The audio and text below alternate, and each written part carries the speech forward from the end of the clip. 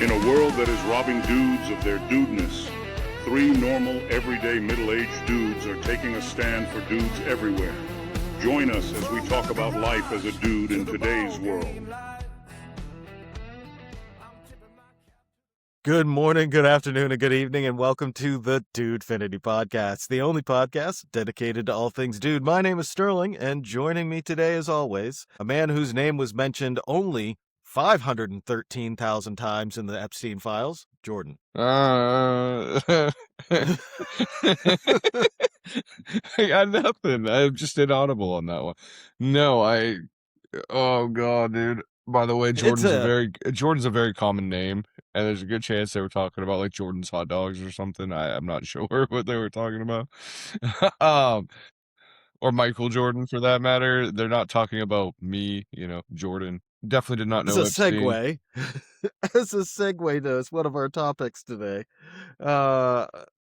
Jordan isn't mentioned in the Epstein files, at least that I found yet. You could be. I will tell you though, there's some interesting stuff that's mentioned in those files, but we'll talk about that in a minute. So, yeah. Well, I appreciate the fact that you decided that you wanted to record early morning and then accused me of being in files of a massive pervert. That's awesome. Sorry, folks. Still not fully awake yet. Brain's not fully there. Drinking the coffee now. I will be there, and I will fire on all cylinders shortly. But one thing I wanted to address very quickly is the big elephant in the room. The big elephant in the room. So I made a prediction. My prediction was wrong. It's what happens. They're right half the time. They're wrong most of the time too. So is what it is. I will say that a lot of people were like, oh, they got dog walked and they're so bad. They got kicked out and everything else. Here's the deal, man. Say what you will about what we did. Say what you won't. I just want to remind people, I'm going to give you two stat lines, okay? Super Bowl MVP stat line, 245 yards, 3 touchdowns, and 2 interceptions. Drake May stat line, 2 touchdowns, 2 interceptions, 295 yards passing, and a better completion percentage. Patrick Mahomes won MVP with the 245 yards passing and 3 touchdowns. So those saying Drake May played terrible, no, Drake May showed a lot of grit, stood in the pocket. He took a lot of hits that he shouldn't have hit. He played with a bum shoulder. The left line completely collapsed, which, I often wondered this postseason if Will was still playing hurt, and come to find out he was, which I think actually hurt the team. But if you're a coach and you're looking at this runway and you're made the Super Bowl in your first year, okay, and you got this kid who's going to be a cornerstone of your line for the next 10 to 12 years, and you've got potentially, a Hall of Fame style quarterback, down the road. It does beg the question, even though he was hurt, did they let him play just because win or lose? One, what do you have to lose other than the Super Bowl? But two, you have everything to gain even if you lose the Super Bowl, because now you've created a fuel in a guy that's going to be a locker room leader and a big piece of the puzzle for the next 10 to 12 years of, man, I didn't like losing that. I want to get back there and I want to win, And so an interesting stat that I saw was 41 of 60 losing teams have gotten back to the Super Bowl the very next year. I genuinely think how many quarterbacks have won it after they've lost the first time? I think like 3. It's not many. Yeah. So, here's the thing. I obviously watch the game, and we talk about it. We talk about the Patriots so much, and I am gonna say now. I'm gonna dedicate this now. I'm gonna pay a little more attention next season. But we've also talked about this. I think that they were there a year early. I think that some things broke their way, and but I don't want people to mistake that they didn't earn the right to be there, because a lot of people are saying, of course not. A lot of people are saying, oh, they didn't deserve to be there. Things, they're the worst Super Bowl team in history. They weren't, not even close, and they were still a Super Bowl team. Like, enjoy your couch ride, buddy. Enjoy your couch ride. As a fan of a team like the Bills that quite frankly, he's never made it since Tom Brady was there. So, you know what I mean? So it's kind of just like, and then the Bills go out and do typical Bills and Mm. promote their GM who hasn't been able to build a roster around Josh Allen, and then fire their head coach and promote the offensive coordinator who coached abysmal offense the last couple of years. So I just say all that to say that, you know, the landscape's tough. It's not easy to get back to the Super Bowl, but they did it. And I think that they'll do it again. I do. I very much so do. If anybody understands how to get back there, it's the Patriots organization. Well, and one of the teams that, because I did kind of look into this a little bit, and one of the teams that was able to do that and win was Philadelphia. Uh, most of the teams that that went and weren't able to get back, or weren't able to get back, or were able to get back and didn't win, weren't well-run organizations. At the So expense of not sounding like a Bills hater, even though I am. I mean, we gotta account for the fact that they lost it 4 times, so in a row. So, you know, yeah. they're gonna Jim Kelly got back 4 times and they still lost. So Yeah, I don't really want to talk about that ever. Ever. Uh so we've established that the unfortunate turn of events. I think huge they'll be win for the back. Patriots. Huge win for the Patriots. Yeah, and like I say, I think they'll be back. I don't think that this is a one and done kind of thing. Um and And we have a boatload but of money to spend in the off. All right, look at it this way. a lot. Look how much Yeah. money we spent this offseason. Mm, And look at the impact it had on the field. We had the sure. number 1 rush defense when Milton Williams played. Robert Spillane and Hank Landry were incredible additions. Carlton Davis, incredible addition. Mac Hollins ended up being an incredible addition. But guess what? Now we got guys out there that, you know, you're going to be able to siphon through your A.J. Browns, your Brandon Ayuk's. You're going to be able to take a look at Jay Jettas, Justin Jefferson in Minnesota, because I have a feeling he's going to be available. T. Higgins is going to be available. Oh, by the way, we need defensive edge help. Big time, you know.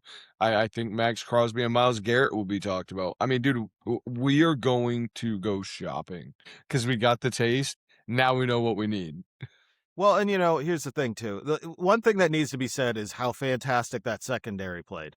Oh my God, Christian That Gonzalez. just Gonzalez. He was the really, best player on the field. He was the best all player night, on the field by far. Like he absolutely He prevented that game from getting blown out. Yeah, he played fantastic. By I the think way, we've really gotta. As bad as we played, the Patriots offense scored more points than the Seahawks offense, kickers aside. Yeah, like I say, I mean, I don't think that. We just I got think hit a lot of lot. this. We just got hit a lot. That's really what it came So down to. the offensive line needs to be improved.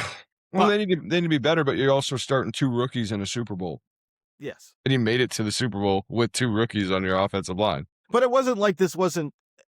You have to admit, at least this wasn't necessarily something that was unexpected in terms of their offensive line. We've kind of watched their offensive line the entire playoffs collapse. It's at dwindled. some inopportune times. And Will and Jared were both hurt. And, you know, part of me thinks, and I love Mike Vrabel, and I don't want to question him because he is a man after the player's heart. You know what I mean? The way he treats them, the way he coaches them, the way he goes about things.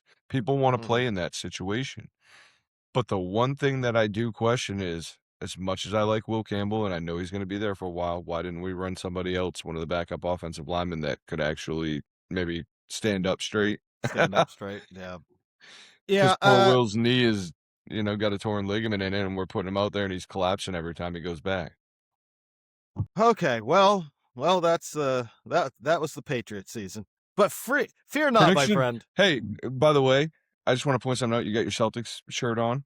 I too had a Celtics gear on during the Super Bowl. I went in with 2 minutes left. I changed. I came out and I said to everybody, well, this is our only shot at a championship in Boston this year. Better ride it hard. So if you haven't heard, Jason Tatum is playing full 5-on-5 now. It's controlled 5-on-5, but it's still 5-on-5. So we're moving towards something.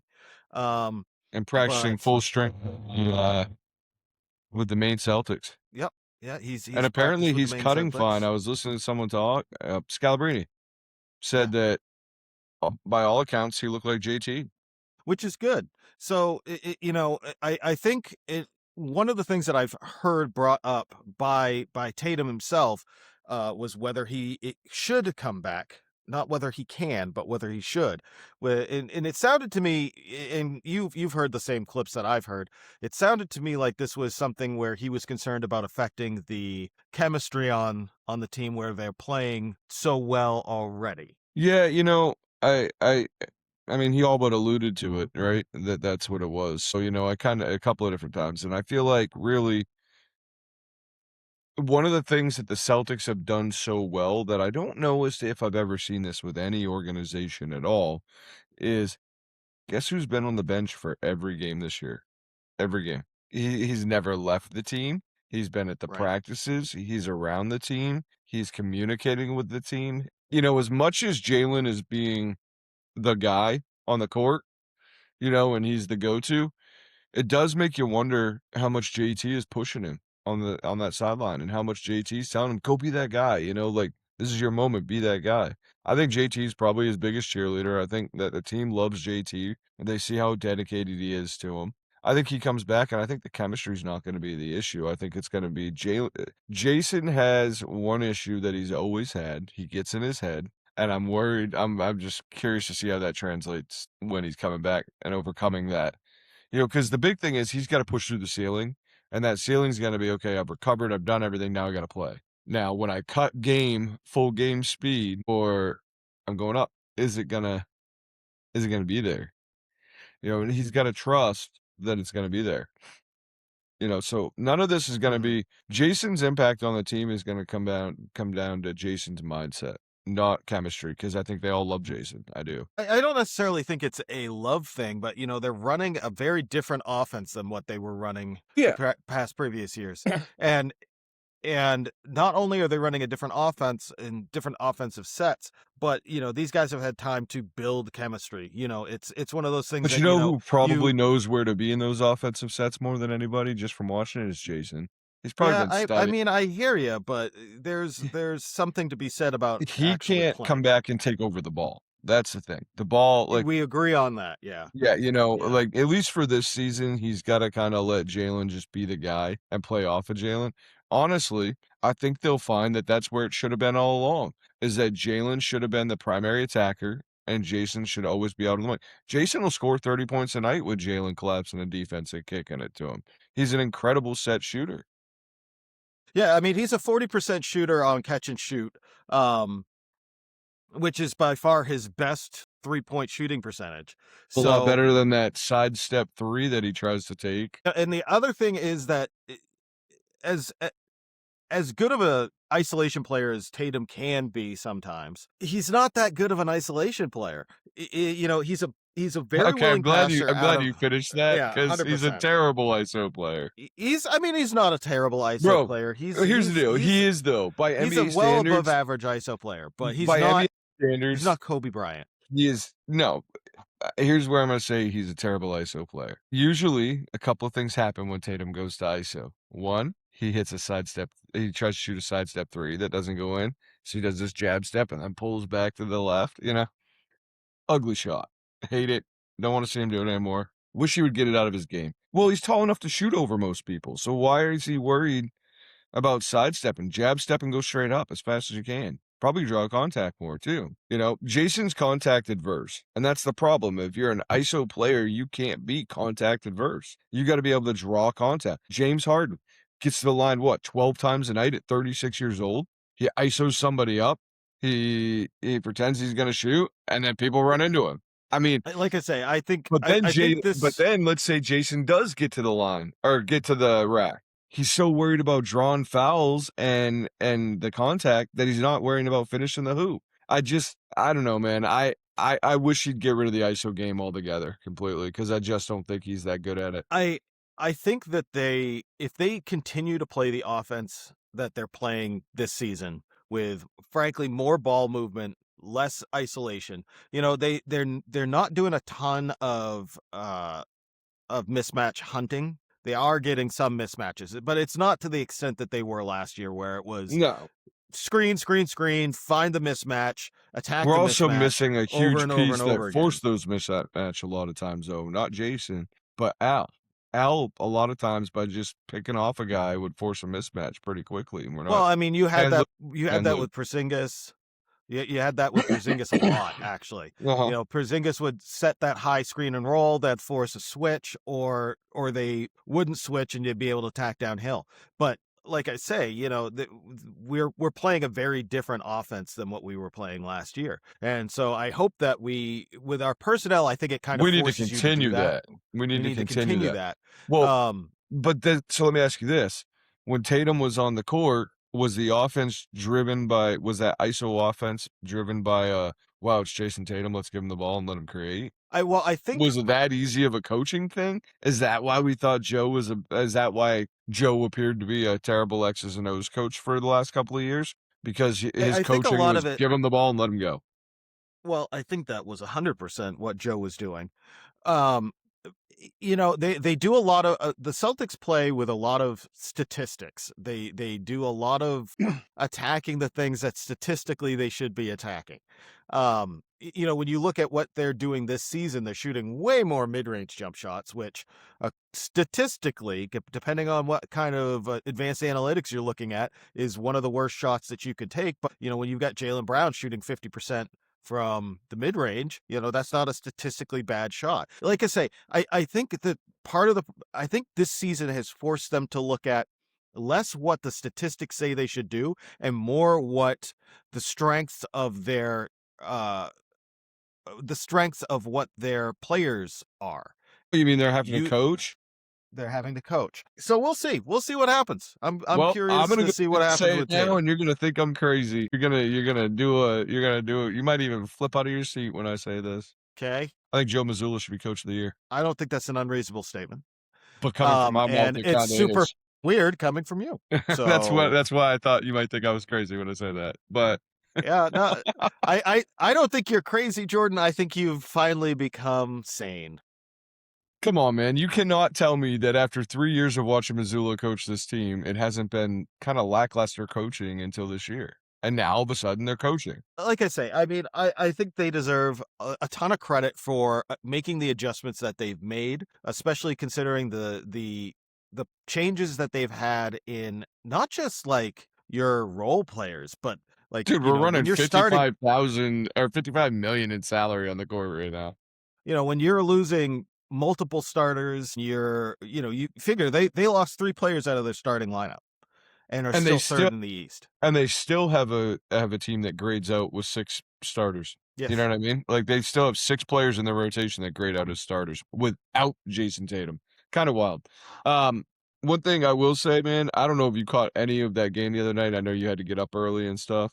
Um, but it was refreshing to watch somebody play in the post. Oh my god. I really like the Oh Vucevic my pick. I god. really like it. Him playing in the post, and it was efficient. He was 18 and 12.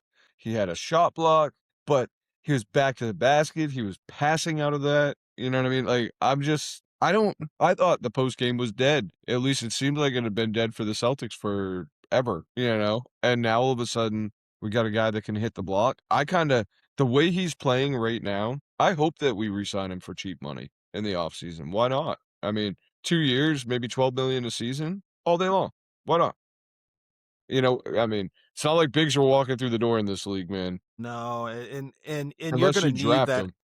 them. And while he's not a fantastic defender and he's not a massive shot blocker, you do get a guy who is he's a really good defensive rebounder, and that was an issue that they've had for a hot Oh minute. my gosh. Ever since Tatum went out, because Tatum was the best defensive rebounder we had. So Um, go ahead. no, go ahead. Well, I'm gonna switch gears off the Celtics because there's something else I wanted to Mhm. talk about that really grinds my gears. Really grinds my gears. But so let's finish our Celtics thing and then I'll talk about it.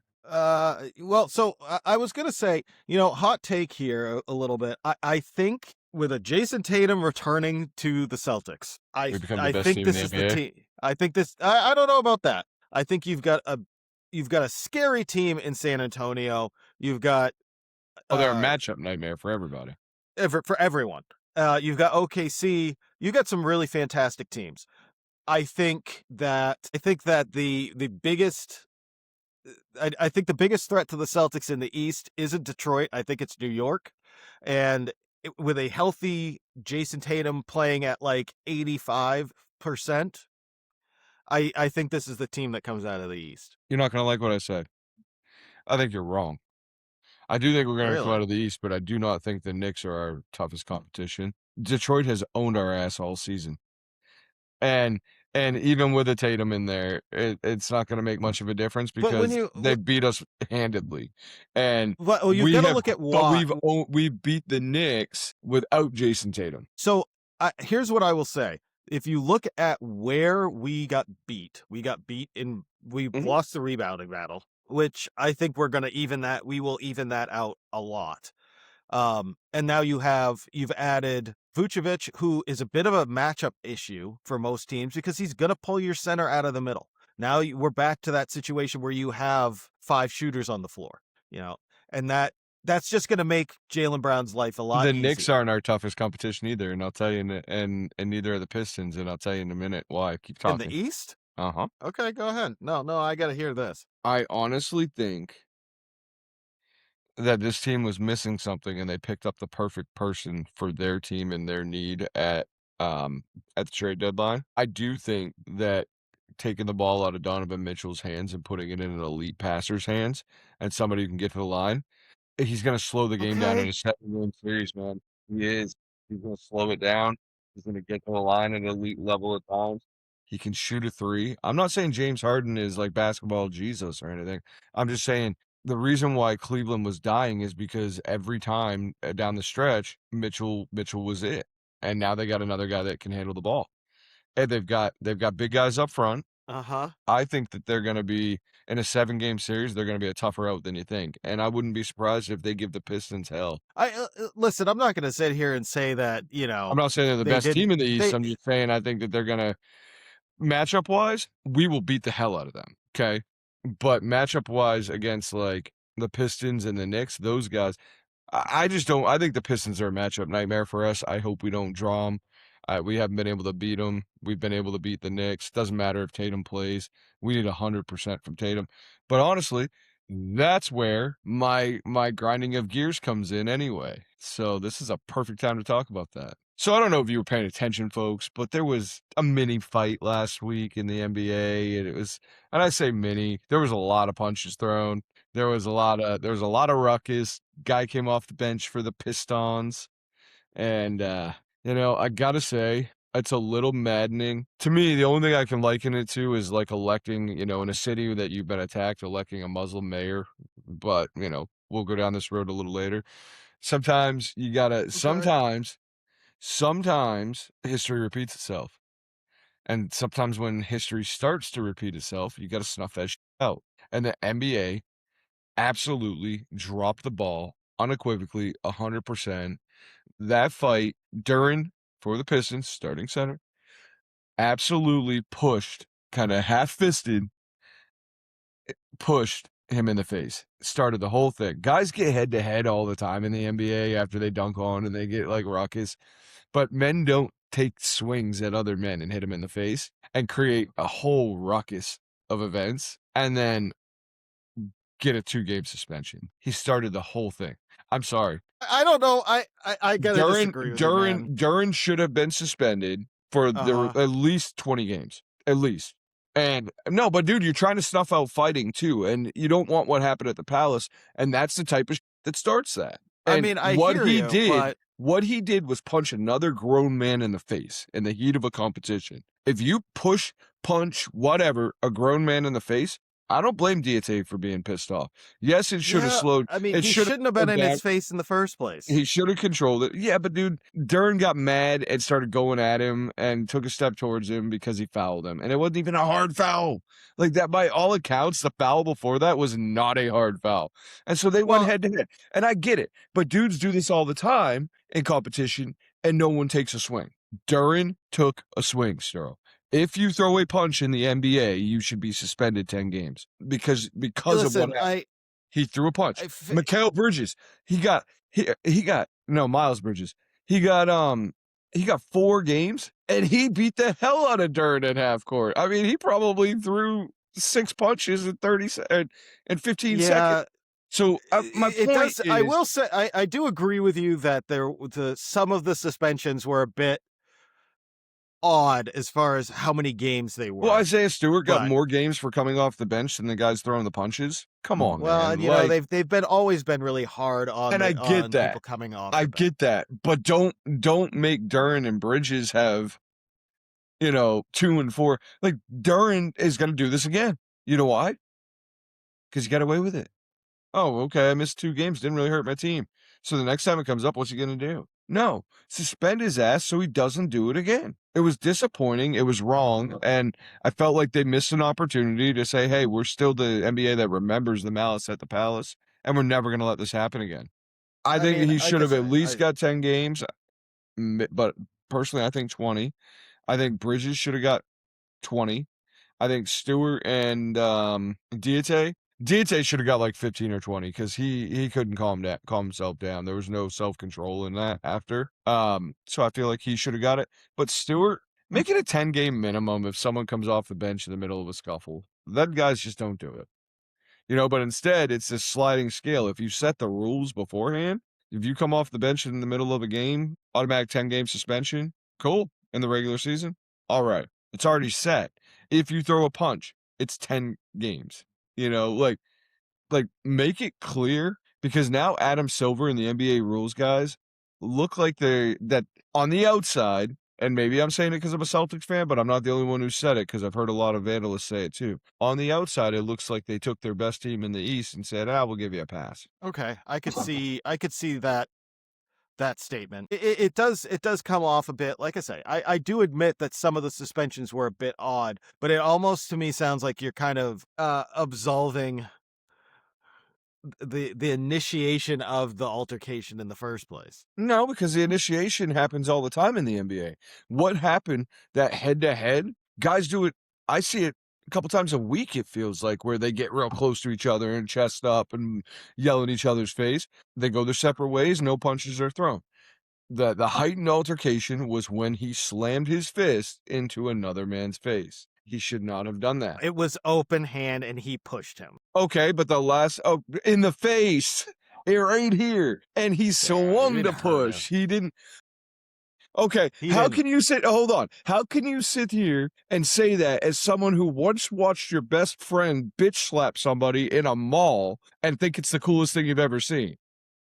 Well, so first of all, he didn't bitch slap him. He pushed him. Bro, in the face. It doesn't matter, man. If you were in that situation and a man pushed you in the face in the competition, you'd be going after him too. He shouldn't have been in his face in the first place. They both stepped into each other's face is the problem. But regardless, it happens all the time in the NBA. What doesn't happen is this. Well, maybe it should. And then he ran like a chicken when he realized he up. He started backpedaling and ran out of it. So you know what I learned about that? Duren's a big old pussy. He likes to start losing, man. He starts to no, but think about it, dude. He started the whole he throws the initial contact and then runs away when he realizes, oh, this dude's about to kill me. Yeah, I mean, I guess I bet you he went to private school. We should look that up. I bet Duren went to private school. I guess he thought he was hard. Until that big dude named Diete was ready to beat his ass, and then he just ran the other way. So let me. Dude, it reminded me of one of those kids like that used to start that would run up and then run the other way, as fast as you could. I think somebody, a guy named Keith, if you guys remember, he liked to start and run away. Oh God, that's a long story. But I'm just saying. Hey Keith, shout out to you. Hope you're still living, man. All right, we're gonna take a left-hand turn here. So I always knew you were a liberal, progressive. We're taking the left turn. Or I really like NASCAR. That's not even true. Turn left. You probably couldn't even name a NASCAR driver that drives now other than maybe Bubba Watson. Well, Bubba Watson's a golfer. Well, not Bubba Watson. Bubba, whatever his name is. There's a guy. I forget his name. Yes, but whatever. See, I told you how much I pay attention to the redneck rodeo. Yeah. By the way, what's going on? Speaking of golf, what's going on with this tournament this week? What do you mean? Well, I was just really, and maybe you can explain it. I was really surprised at how on one day, how grossly under par they are. That was the first thing. I mean, you got the leaders at 10, and then yesterday Rory was at one point I looked up and he was at like -4 or 5, and then he finished the day on even. So I'm like, how do some guys finish the day 10 under, and a guy like Rory McIlroy just collapses on a Well, I course mean, that it's isn't supposedly that hard? Apparently, apparently the greens were running good. Everything was set up to have low scores. You know what I mean? well, here's the thing. Golf isn't about how good is your good, it's about how bad is your bad. Yeah. And All so you of think these he guys can imploded? hit great shots. Yeah. Yeah, all these guys can Well, hit even great Scotty shots. It's Scheffler, just best golfer in the world, was, like, down. I was surprised to see that. Like, did you see the leaderboard? I'm There's a actually lot of looking it up names right up now. there that were just interesting to me that I don't know. It just was an observation of mine that they were so grossly under par, and then, Rory was, like, under par when I looked up, and I think he was on, like, hole 8, and he finished even. And I'm like, but everybody else kinda kept playing, so what happened to Rory, who was supposedly one of the best golfers in the world? Like I say, it's not. Where is Rory? He's even. He's way Even. down that leaderboard, dude. Like, the way that looks, the cut might be -1 by tomorrow morning. I mean, tell me that ain't a lot of people under par. I mean, yeah, no, there's a lot of there's certainly Seems like the course is set up for that, though, today, or this tournament. I was just surprised. It was just an observation. Sorry, I took a right mm. turn. You took a left. Yeah, like I say, that's just kind of how golf is. You want to be you want to be playing well at the right time, and Well, that's just apparently how Rory golf started is. hot and then collapsed. I don't know what happened to him, but And these things happen sometimes. no, I get it. Golf is very much a mental game. I get Um, it. I'd like to make the money they make for playing that game. they got to win to make it. Yeah, but you can also suck, like, half the time and still make good money playing golf. Some to an extent. Some of these purses aren't that big, man. Um, This one's 20,000,000. this one is, but you got to remember it's how It's a much of split that pot, yeah. it gets split up. Yeah. So sometimes Which you'll I'd have be guys curious that what how many people get paid out on that. if you make the cut, you get paid. If you don't make Yeah, the that's what I cut, you thought. don't get paid. Okay. So I kind of wanted to take a left turn. Man, so I did something.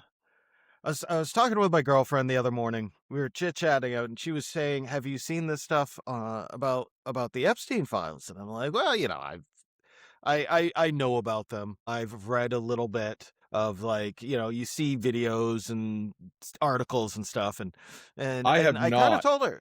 Well, I kind of told her, I'm like, I just, I take everything with a grain of salt. I obviously this guy was just he should be tossed feet first, should have been tossed feet first into a wood chipper. But I like a lot of this really wild.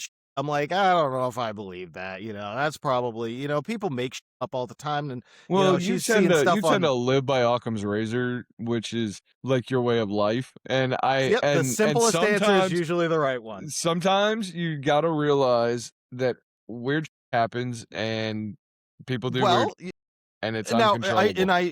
I do tend to go with Occam's razor. Usually the simplest answer is the correct one.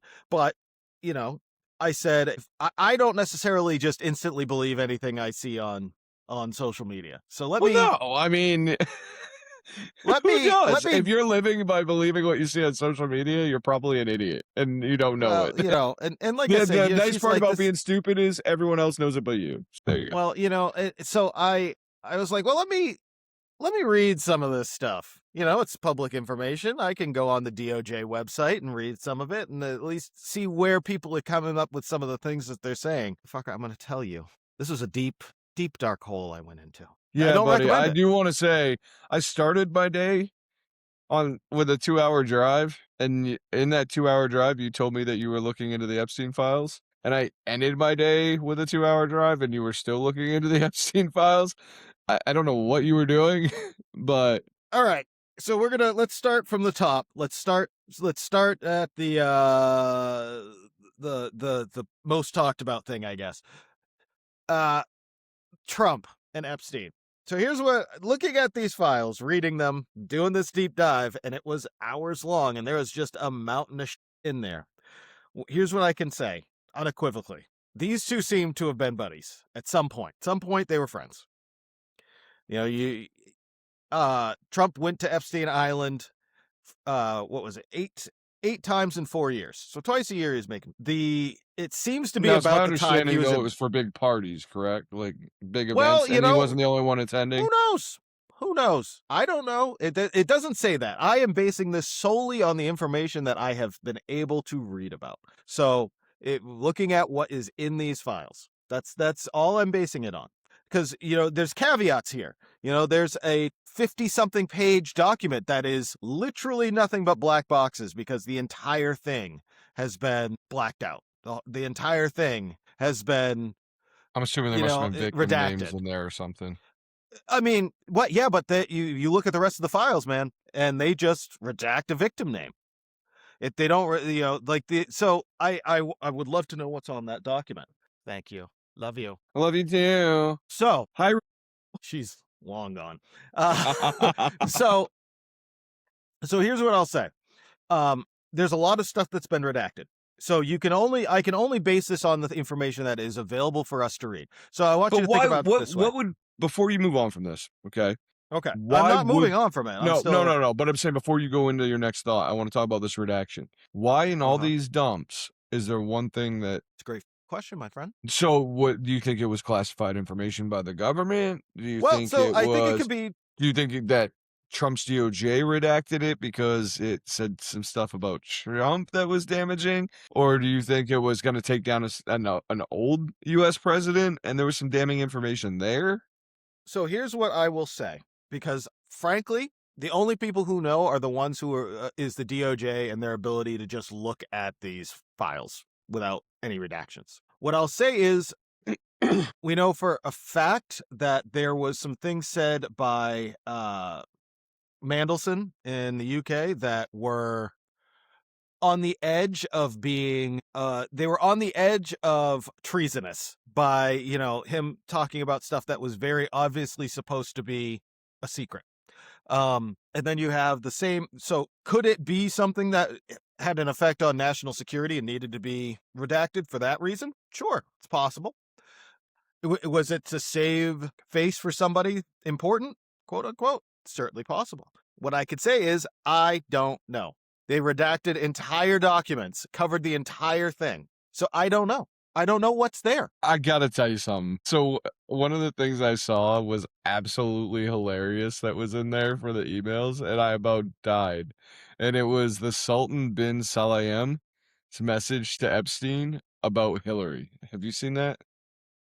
This is incredible. From Sultan bin Salayem to Jeffrey Epstein. Thought of the day. Monica Lewinsky released the following statement on Hillary Clinton's run for president.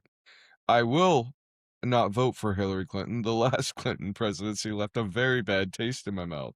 As we get closer to the 2016 election year, U.S. citizens must remember they cannot trust Hillary Clinton to create American jobs. The last time she had a meaningful job, she outsourced it to Monica Lewinsky, and Monica blew it. Have a great day, Jeff. Yeah. So what the hell? I mean, I actually like that guy. He might be a pervert, but that was a good message. That was pretty funny. So here's what I'll say. There's a lot of stuff that's redacted. There's a lot of stuff that's redacted. There's a lot of stuff that has been redacted, and by law, as far as the bill that the Senate passed to release these files, shouldn't have been redacted. That's what I was going to say. The only redactions are supposed to be victim redactions. That's supposed to be it. That's the only thing that's supposed to be redacted. So maybe there were some explicit details in those redactions about things that shouldn't have been. Maybe it was okay mentioning names, but then that one was explicit as to, I don't know. Dude, we'll never know. We'll never know until they fully release it. Well, they need to fully release it. So here's the thing, man. If you're going to tell me an entire document can't be released at all under any circumstances, right? You're going to redact the entire thing. You're going to tell me there's not an A in there? The, what, when, where, who? There's no word that can be not redacted. I call on that one. So, okay. Those documents might even be like power broker stuff that deals with high-level government. We don't know. Or it could be protecting somebody.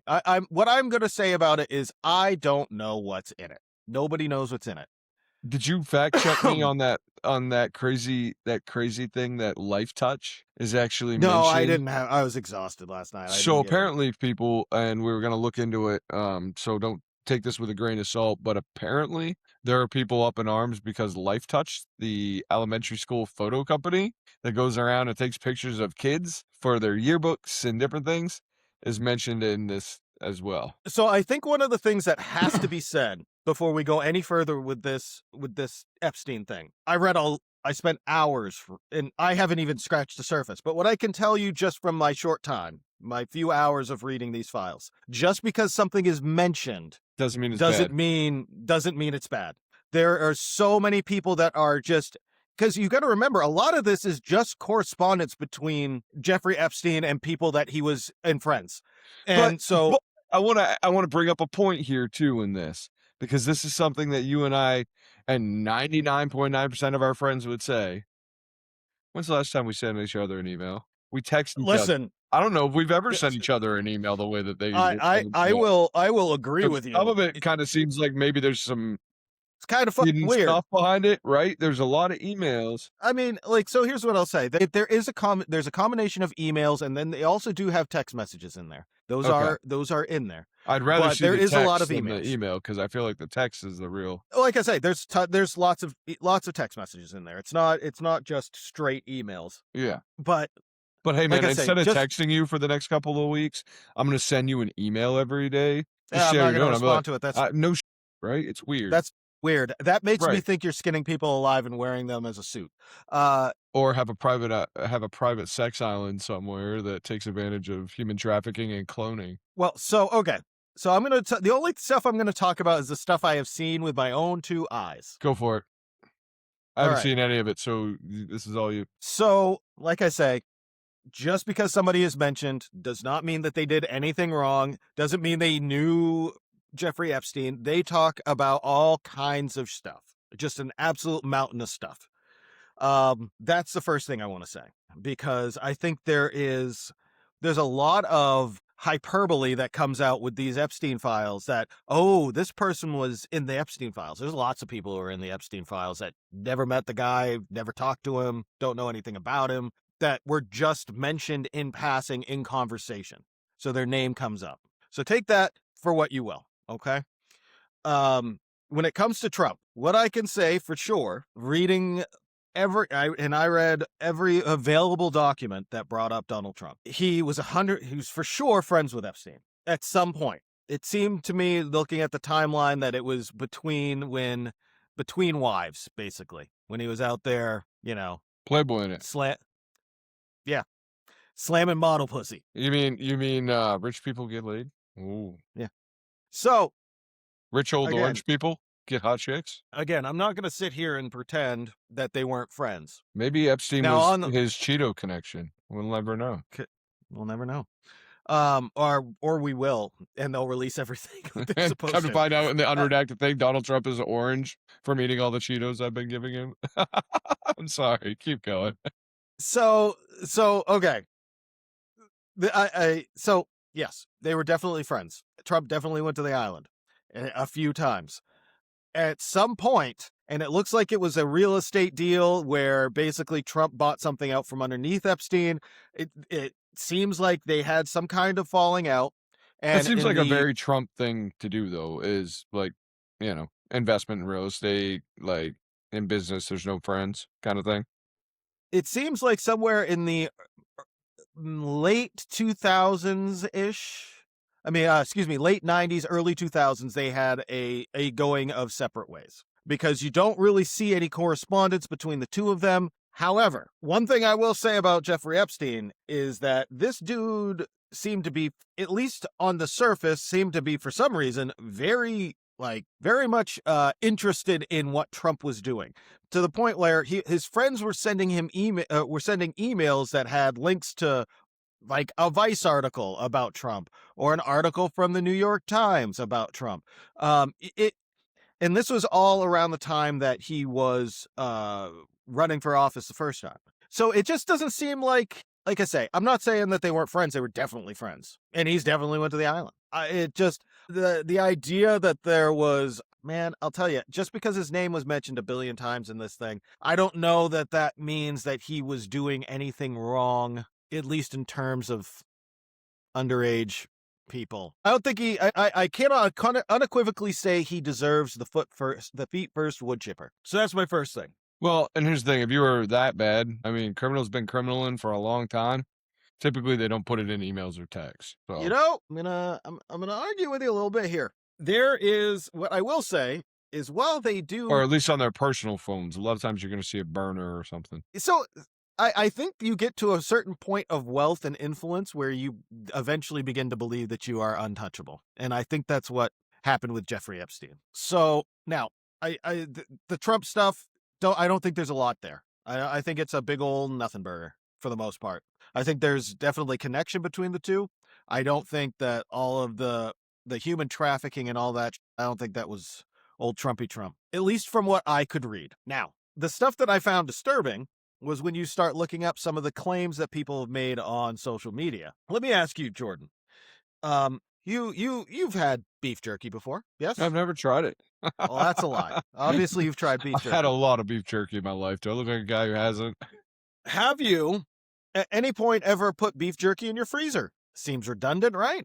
Beef jerky keeps shelf stable, right? You've removed all of the water from it, so it doesn't mold. There's a code name. There's code words surrounding this, apparently. Yeah. It's pretty weird, man.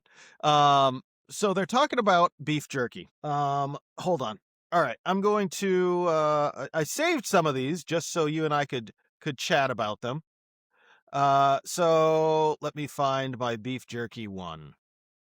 I saved the beef jerky one. I may not have. I'm gonna be mad at myself. They use a lot of food references. They do. They use a lot of food references. Because if I remember correctly, I didn't save the beef jerky one. Well, the shrimp thing, I think we'll get there. We'll get to that one. I do know I have that one. So the beef jerky references, there's a lot of talk about, like, Jeffrey has decided that he is going to start eating more normal food and is going to probably eat less beef jerky. But he has 6 pounds in his freezer downstairs, which I think should be enough to get him through. Who keeps 6 pounds of beef jerky in their freezer? There's a chef, and calling it low? Are we saying it's like cocaine, or are we calling them people? Because the beef jerky. No, I think it's. I'm going to be honest with you. You think it's people? I kind of think it's people. Yeah. Because here's the thing, bro.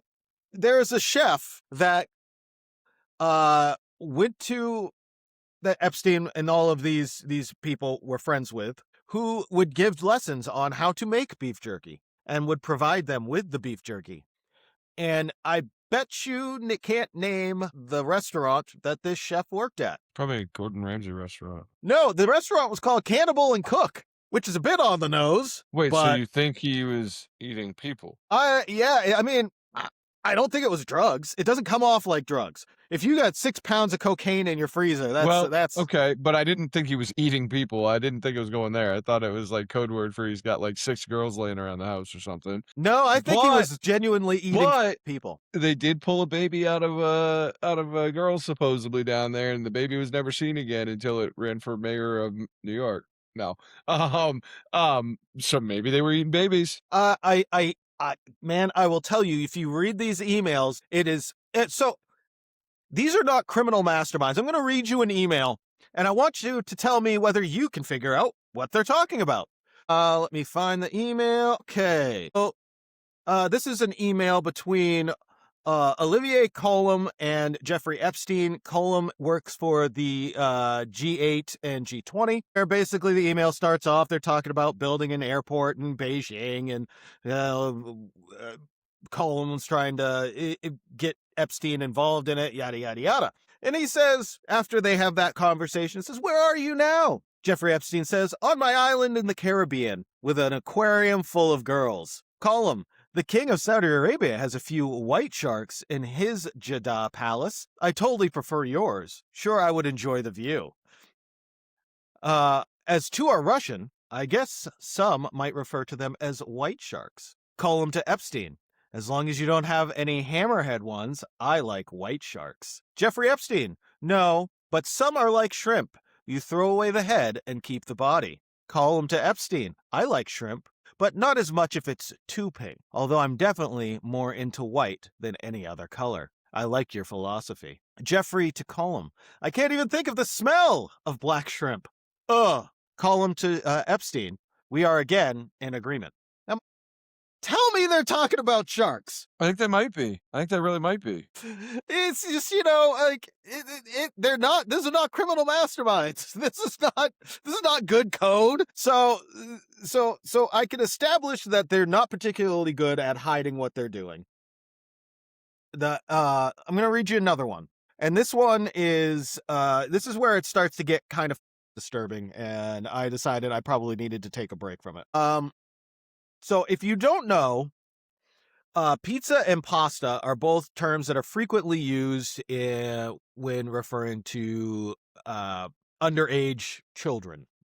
Aren't all children underage? Bro, well, no, that's not true. I've met some adults who are pretty much children. My brother.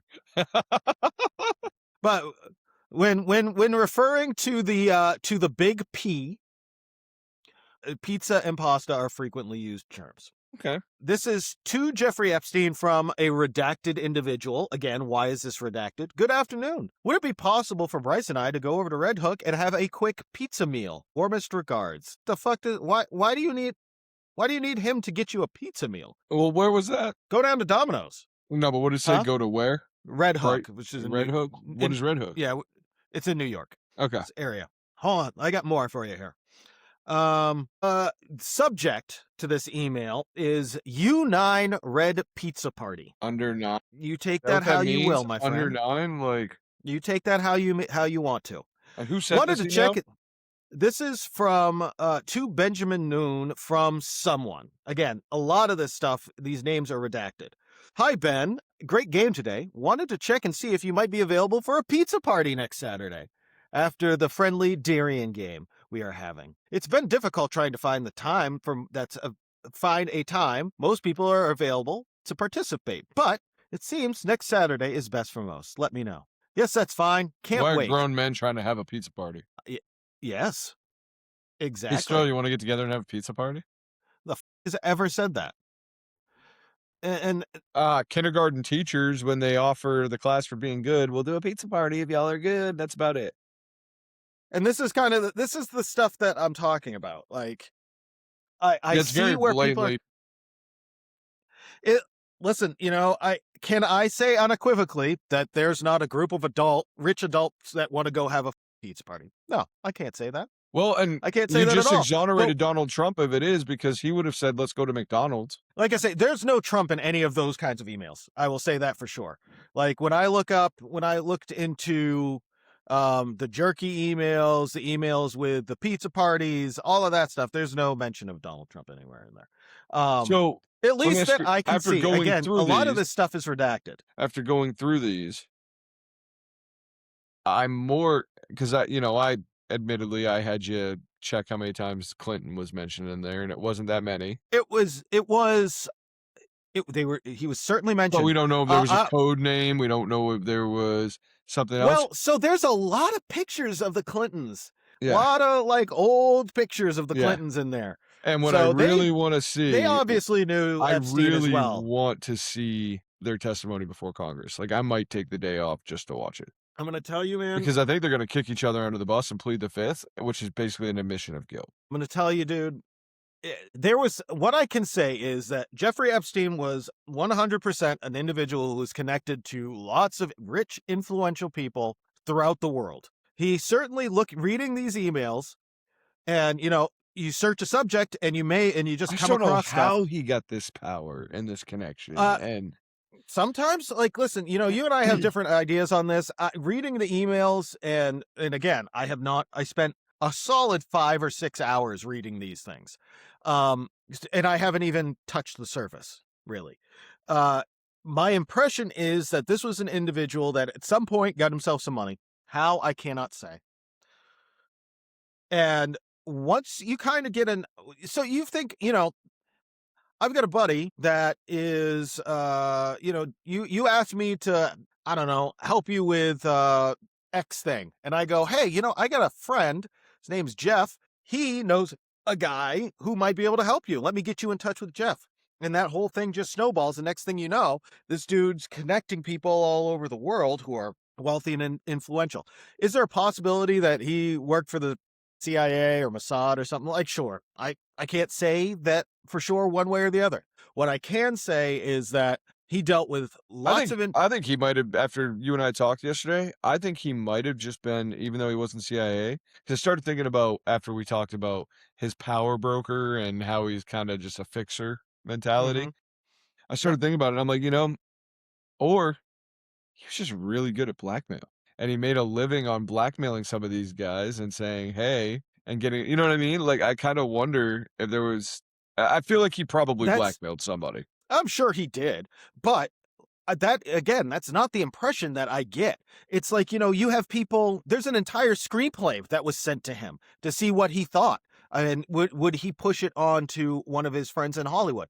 Like, this guy seems, at least to me, outside looking in, like he is just was a man with a lot of connections and kind of acted like a fixer. And, somebody would ask him for help with this thing over here, and he can, and, hey, if you help with me get this done, I'll let you in on it a little bit, and you can wet your beak. That's really what this seems like to me. Can I say for sure that this guy wasn't involved in some kind of CIA, Mossad type of thing? No, I can't.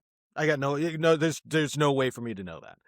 I'm just basing this on strictly what I've read, what I've seen in these documents. I mean, And peel everything the else out. impression Think that it about gives. this. You've got the Prince bin Salayem or whatever his name is, Prince bin Salad. He Prince bin word salad. Prince Andrew. But yeah, that one's Bill pretty Clinton, wild. So Bezos, Bill Gates, Richard Branson. I mean, it seems like Jeffrey again, Epstein just is maybe the broker for, like, maybe they went to Epstein Island and hunted people.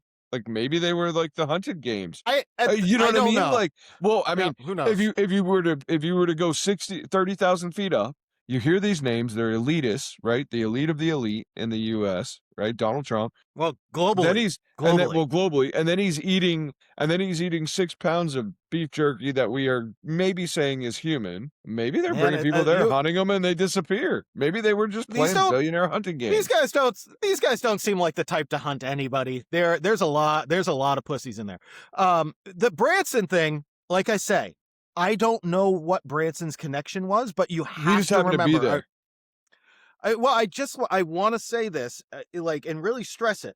There is lots of people who are in these files who and I haven't heard no Branson connection did anything wrong Epstein whatsoever. At all. You know what I mean? There's a picture of Richard Branson with Epstein on the island, and that may be the case. But it makes sense that two billionaires in the Caribbean, one that both own islands, would probably hang out, and you know what I mean. But I'm not so certain that Richard Branson was like. I don't believe Richard Branson was out here raping young girls. I don't.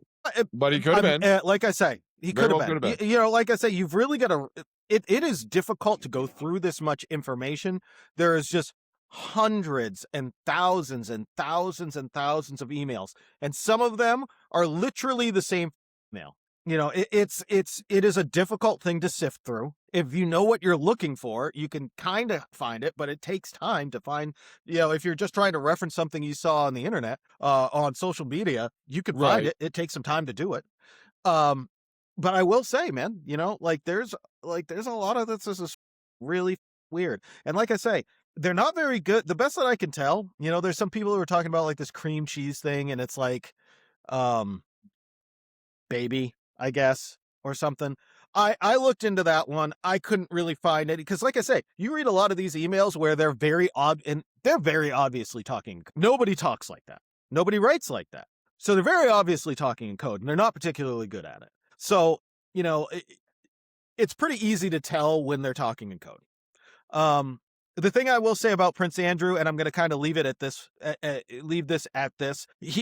that was one of the more explicit, like very obvious things, talking about I've got 2 Russian girls. Do you want they're interested in coming to see you at where it was the Prince Andrew stuff is like by far the most, at least that I saw, by far the most explicit stuff. Like that dude definitely did a whole bunch of and should be thrown feet first into a wood chipper. Now, okay, I'm gonna say, I know, you're talking to Prince Andrew. It's very well known that Bill Clinton had an affection for young girls.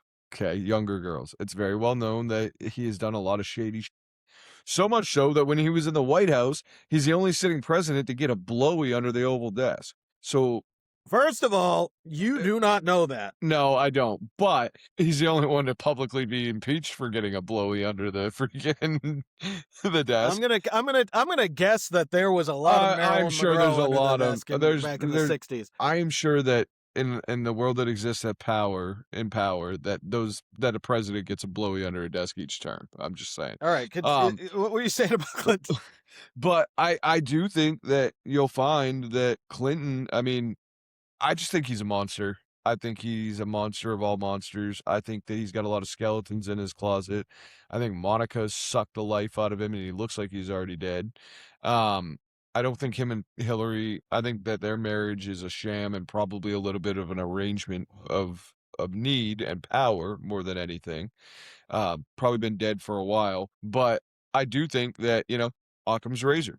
Clinton's been mentioned so many times, about his connection to Epstein. He's been mentioned so many times, and we know him to be a cheater. We know him to be in the pool at Epstein Island. Well, guess what? Guess what the aquarium probably is at Epstein Island, Sterl? The pool that all the girls are in. So I'm certain that's what it is. So but here's what I'll say. And I'm not, again, I can't say it with 100% certainty, but what I will say is I think Bill Clinton is a perv. I think, listen, I looked at Clinton stuff. I didn't go as deep as I did with Trump. There's lots of pictures, like vacation photos. He has CDs with the Clinton CD, random photos. Clinton's not Africa trip. It's very strange.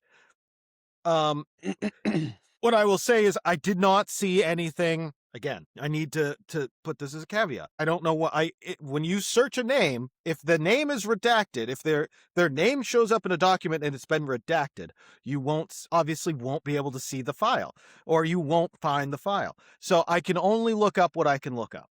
Yeah. There is a lot of weirdness with the Clintons. Full stop. It's strange. They definitely and so you have to ask yourself,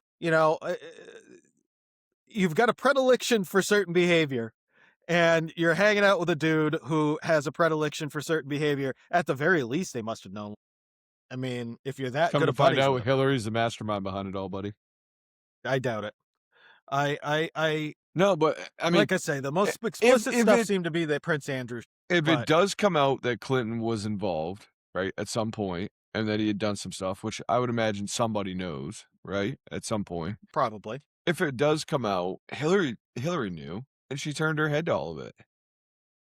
100%. I mean, I'm going to be honest with you, man. There is questionable statements and odd statements from men, women. There's a whole thing about being interested in. Was Jeffrey the access to the black market for billionaires? I think Epstein was in a position of power. He, misery loves company, man. How do you one, if we're all in this together because we're all doing this we're not supposed to be doing, it tightens that circle, right?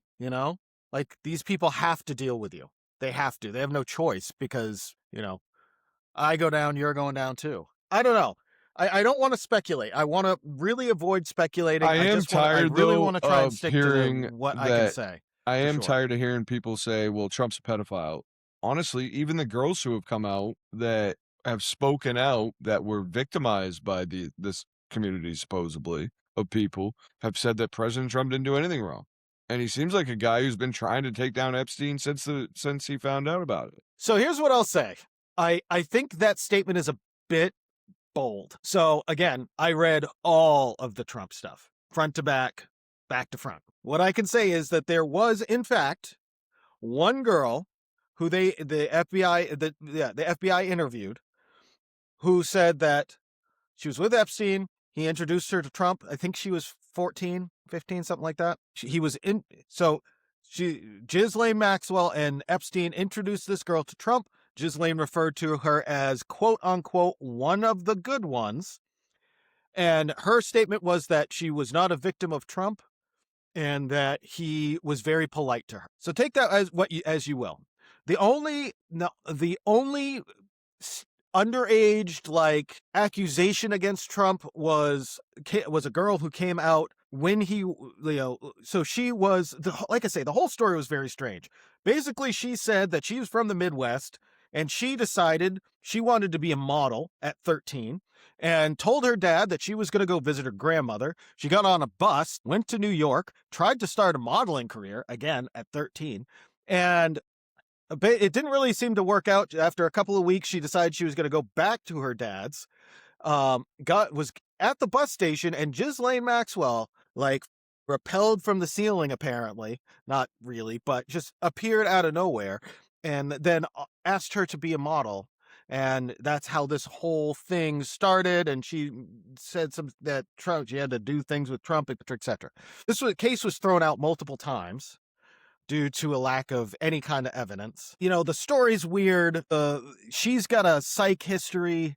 Like there were some like people who called a tip hotline, but when the FBI investigated it, all of the people who mentioned Trump, either they couldn't get a hold of, or they got a hold of and they weren't reliable, or they got a hold of them and then they said, I didn't even say that in the first place. So the Trump stuff, at least of what is available to read, I can Seems say like a big old nothing burger. Now, you have to have the caveat that we don't get to read everything. And there's all kinds of redactions. Yeah. Does that mean that there's stuff in there about Trump? Not necessarily. Does that mean that there isn't stuff about Trump? I do feel like, here's the thing. As much as the TDS is a real thing in this world, the Trump derangement syndrome, the Epstein files, the Democrats had them too. Trump was running for president. If Donald Trump was mentioned in these in a negative way, it would have been headline news to bring him down. So I disagree with that for one reason and one reason only. There doesn't seem to be any party lines when it comes to this Epstein stuff. There doesn't seem to be, if you are rich and powerful, you might very well may be involved in this stuff. Yeah. It doesn't seem to make a distinction between party lines. So while I can't say for sure one way or the other, I would say that for the Democrats, if they brought it up back then, it's entirely possible they might have also been shooting themselves in the foot. Yeah. All right. So we've been going a while. We need to do a deep dive in this some more. I'm sure it'll come up again. There'll be more stuff. If we get some comments to keep going, I will come with more receipts. Furthermore, we need to look into it a little more. There's more stuff to look into. So there is a lot more to look into. So we'll look into it more. We'll talk about it. But hold on, one quick thing. If people want us to look into this more, I'll spearhead it again. But I need people to get that I'm not going to give you like the hyper reactive, like just everybody's eating babies and there's intergalactic. We're going to give you what's on the paper. We're going to give you what's on the paper. Yeah, I'll gladly make assumptions about Bill Clinton all day long. That's fine. I'll handle the assumptions for us. That's fine. You can handle the facts. I'll handle the assumption. But no, I appreciate you looking into that, dude. I know it's a lot of stuff in there. It's hard to know where they were, what they were thinking, what their mindset was, what they were actually doing. Something was going on. They were connected. The Clintons, the Trumps, the Epsteins, the Prince Andrews, these billionaire elitists were all connected, which makes sense. They're global elitists, right? In that regard, when they have that much money. There's some people who do good things with their money. There's some people who don't. Some people have too much money and they're bored. I just hope that they tend to, I hope that this puts them on notice that you can't do like that. It's barbaric. It's messed up. It's not the right thing for your brand. It's not the right thing. Just as a human being. As a human, it's terrible. So guys, I'm going to leave you with this. If you happen to have 6 pounds of beef jerky in your freezer, you're weird. Get rid of your 6 pounds of beef jerky. Okay. Eating people is bad. You know, we don't eat people. Stay a dude.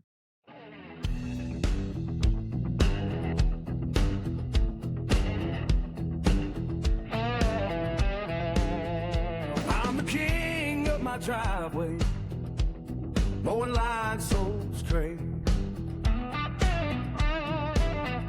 Got a toolbox full of glory, and a mortgage by the plate.